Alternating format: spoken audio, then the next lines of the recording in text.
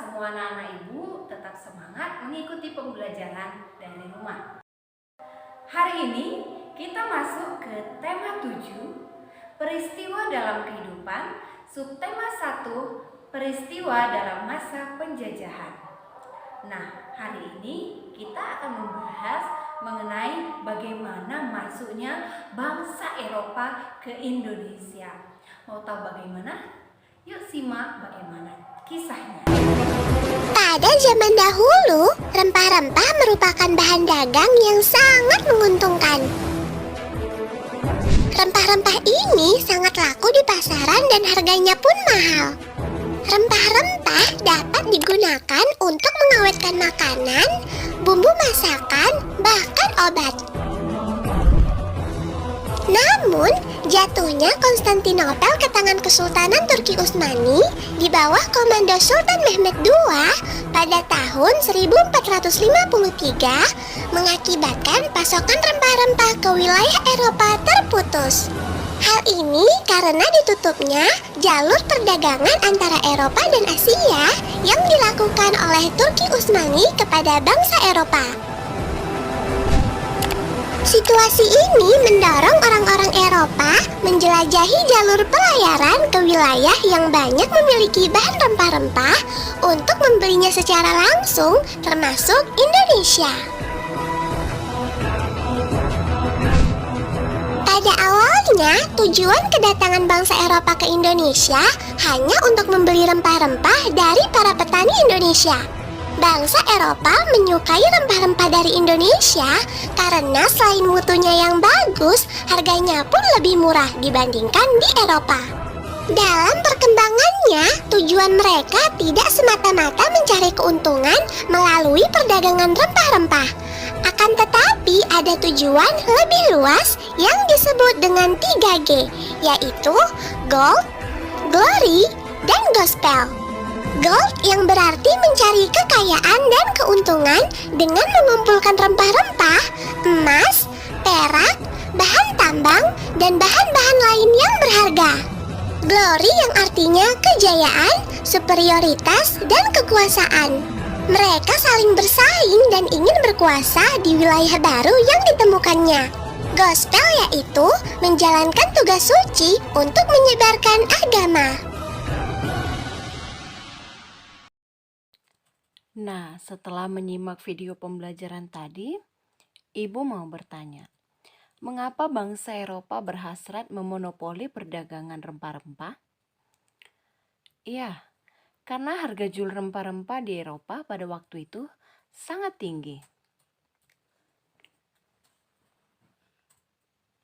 Seberapa tinggi kan nilai ekonomis rempah-rempah di mata bangsa-bangsa Eropa? Harga rempah-rempah semahal emas. Masyarakat Eropa sangat membutuhkan rempah-rempah untuk industri obat-obatan. Lalu, apa hubungan rempah-rempah dan penjajahan di Indonesia? Jatuhnya Konstantinopel ke tangan bangsa Turki pada tahun 1453 menyebabkan bangsa Eropa mengalami kesulitan mendapatkan rempah-rempah. Nah, oleh karena itu, mereka berusaha mencari sendiri daerah penghasil rempah-rempah dengan melakukan penjelajahan samudra dan penjajahan terhadap negara-negara yang kaya rempah-rempah. Emang apa aja sih manfaat cengkeh itu? Nah, biar Ibu kasih tahu ya sama kamu semua. Manfaat cengkeh yang pertama itu sebagai bumbu masak. Jadi cengkeh digunakan dalam bentuk bunga utuh atau dalam bentuk bubuk. Cengkeh juga dimanfaatkan oleh bangsa Cina dan Jepang sebagai dupa. Dan minyak cengkeh digunakan sebagai aromaterapi dan obat sakit gigi. Wow, banyak sekali kan keuntungan dari cengkeh ini, Nak?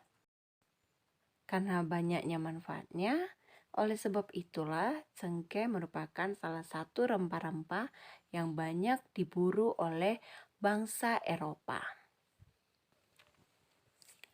Oke, anak-anak Ibu, pada masa pemerintahan kerajaan-kerajaan Islam di Indonesia, datanglah orang-orang Eropa yang mengadakan pelayaran samudra. Kedatangan orang-orang Eropa di Nusantara mula-mulanya disambut baik oleh bangsa Indonesia.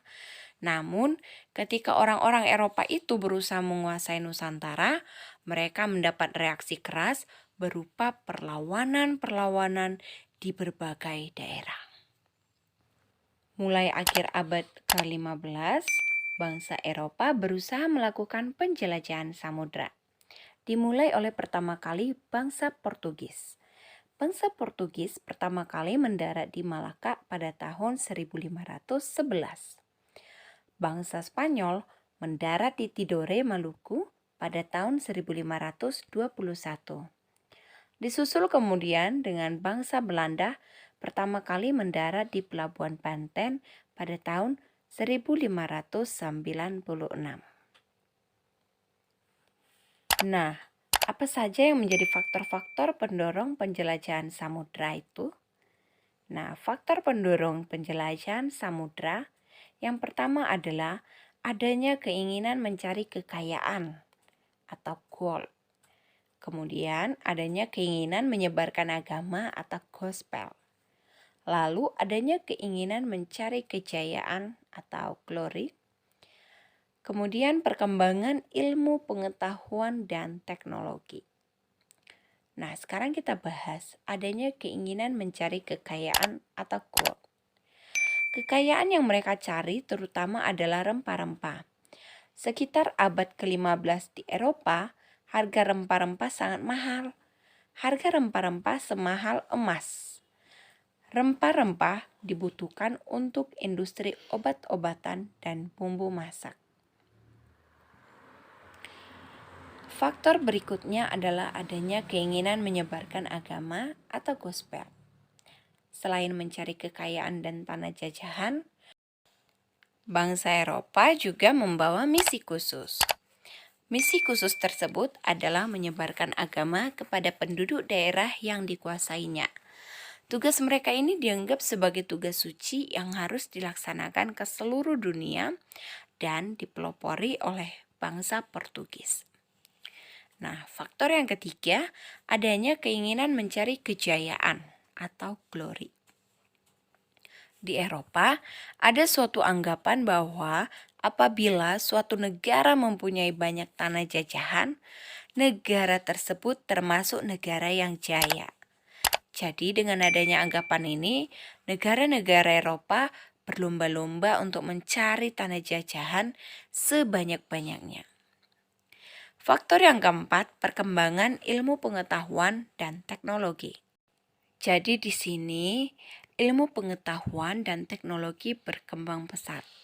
Contohnya, dikembangkannya teknik pembuatan kapal yang dapat digunakan untuk mengarungi samudra luas. Kemudian ditemukannya mesiu untuk persenjataan. Lalu yang ketiga, ditemukannya kompas. Nah, kompas ini digunakan sebagai petunjuk arah, sehingga para penjajah tidak bergantung lagi pada kebiasaan alam. Nah, bagaimana anak-anak ibu semuanya? Sudah tahu kan bagaimana mulanya bangsa Eropa datang ke Indonesia? Tujuan utamanya pertama hanya untuk mengejar rempah-rempah. Karena kualitas rempah-rempah di Indonesia itu sangat bagus dan harganya sangat murah. Oke anak-anak, sekarang kita akan mengenal lagu wajib dan ciri-cirinya. Lagu wajib adalah lagu yang berisi perjuangan para pahlawan dalam memperjuangkan kemerdekaan. Lagu wajib biasanya mengandung unsur patriotik, semangat perjuangan, dan ungkapan syukur kepada Tuhan. Jadi, lagu wajib harus kita pelajari, kita pahami, serta kita hayati makna dan isinya. Dengan begitu, kita dapat menanamkan rasa cinta tanah air, menghargai jasa pahlawan, dan membakar semangat perjuangan agar selalu menyala.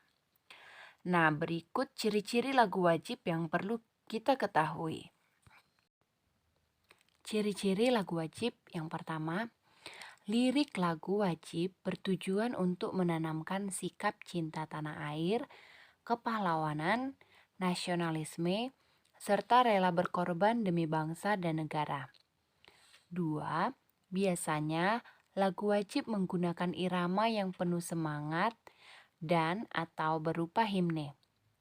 3. Lagu-lagu wajib diajarkan, dipelajari, dan dihayati sesuai dengan maksud dan tujuan yang terkandung di dalamnya. Kita sudah mengetahui ciri-ciri lagu wajib. Di Indonesia terdapat banyak contoh lagu wajib. Berikut beberapa contoh lagu wajib yang biasa kita nyanyikan saat upacara bendera.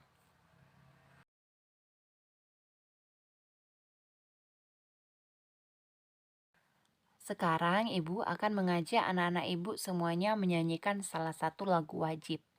Judulnya Rayuan Pulau Kelapa. Nah, Ibu harap anak-anak Ibu memperhatikan nada-nada yang digunakan dalam partitur lagu ini. Oke, anak Ibu boleh menyimak lagunya dengan baik ya.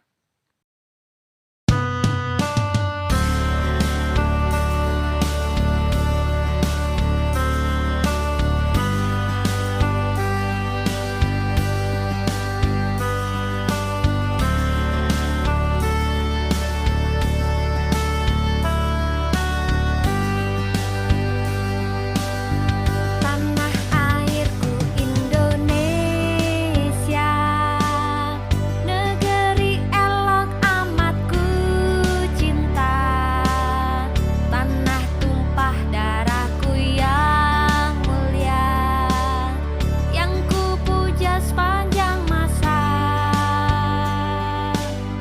Tanah airku aman dan makmur, Pulau Kelapa yang amat subur, pulau melati pujaan bangsa sejak dulu kala.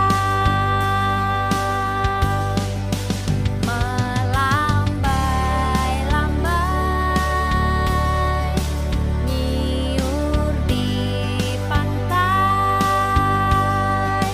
berbisik-bisik Raja Kelana, memuja pulau nan indah permai. Tanah airku Indonesia. Nah, baik anak-anak, tadi kita sudah belajar apa saja. Ayo mari kita simpulkan pelajaran kita hari ini. Nah, di awal pembelajaran kita tadi sudah mempelajari bagaimana mulanya bangsa Eropa datang ke Indonesia. Yaitu yang pertama punya tujuan hanya untuk mengambil rempah-rempah yang ada di Indonesia karena kualitas rempah-rempah Indonesia murah dan sangat bagus. Nah, hal lagi yang kita nyanyikan tadi adalah lagu Rayuan Pulau Kelapa. Nah, Ibu akan memberikan lembar kerja siswa kepada anak-anak Ibu semuanya dan Ibu harapkan anak-anak Ibu mengerjakan dengan tepat waktu. Baiklah anak-anak, demikianlah pembelajaran kita hari ini. Terima kasih telah menyaksikan pembelajaran hari ini dengan baik dan sampai jumpa di pertemuan berikutnya. Bye-bye.